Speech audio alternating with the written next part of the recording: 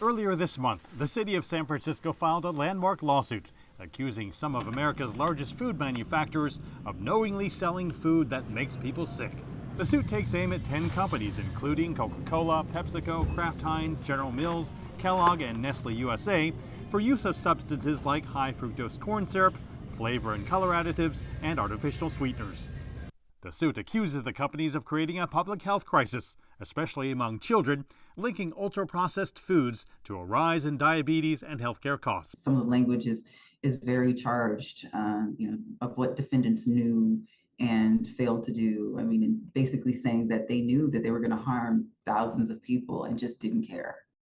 The lawsuit describes ultra-processed foods as a creation of industrial techniques and fundamentally different than food in traditional diet.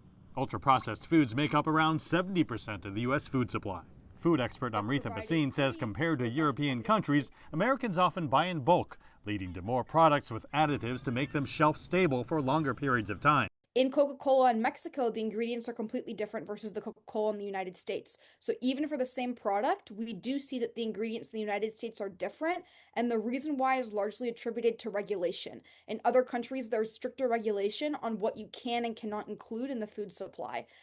The lawsuit seeks unspecified damages and an end to deceptive marketing. Bhasin believes the chances of San Francisco winning are not overwhelmingly favorable. She says over the years, a number of individuals have tried and failed to sue food conglomerates over links to health concerns.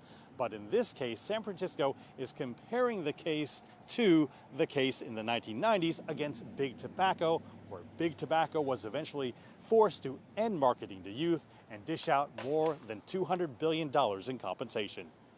Think about all the tobacco litigation, right? That tobacco cigarettes are being marketed to children and Black and Latino communities. Same thing with talcum powder, knowing that the products have additives and toxins and substances that are harmful to children and the general public, and having the scientific data to back it up and then saying we're just not going to tell the public and create this crisis is a very interesting step for the government to take. It is a fact that these items are addictive, but in being able to define the definition of what addictive means, being able to define what ultra-processed means, that's where we're really going to see if the lawsuit has any merit. But what I want to point out is even if the lawsuit fails, I still think this lawsuit pushes the whole Make America Healthy Again and the fight against chronic illnesses and to protect Americans. Both Bhasin and Wright see this as a rare case where liberal San Francisco shares the same mission as Trump administration Health Secretary Robert F. Kennedy Jr., prioritizing public health over corporate profits. Mark Niu, CGTN, San Francisco.